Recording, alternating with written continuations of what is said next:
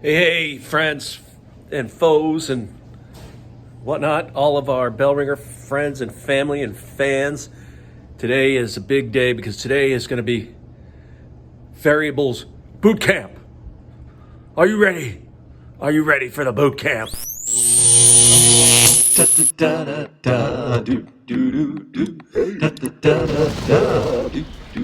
All right. Hey now. Mr. Kovacs class. It's Mr. Kovacs class. You might learn a ton. It's Mr. Kovacs class. He's interested too. It's Mr. Kovacs class. And he's super cool. It's Mr. Kovacs class.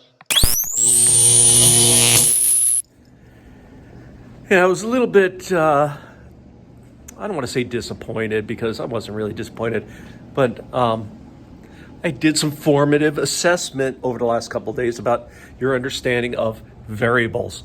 And so formative assessment is, where I gave you some ed puzzles and we talked and you worked with worms a little bit and it showed me that you're a little behind where you need to be. So today we're going to catch you up to speed with variables, scientific experiments. All right, I got my worms and I wanted to know how worms respond to moisture. So I figured I could do a little test, right?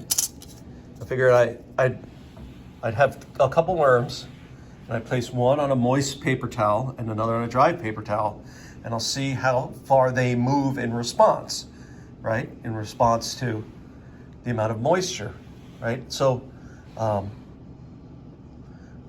put both worms on a paper towel. The paper towels are the same size. Paper towels, the only thing different about the paper towels is one is moist and one is dry, right? And I'm gonna put them both in the middle of the paper towel. And then I'm gonna give you a little mark, get set, go. And I'm gonna see how far they move.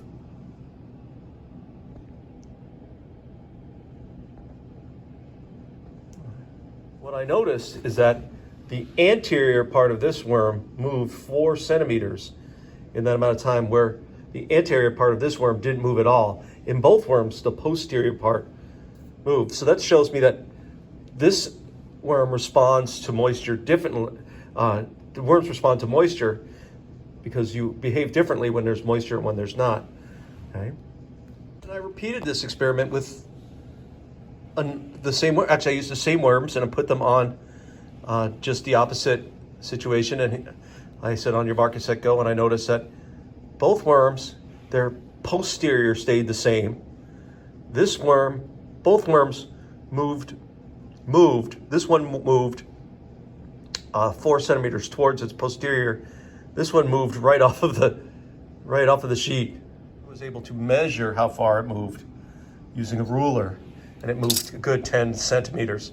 And there's some casual qualitative observations I made too. Like, it seemed like the worms moved away from the moist paper towel and preferred the dry paper towel, which is surprising to me because I figured that worms would enjoy moisture. So my little worm experiment, what were the variables?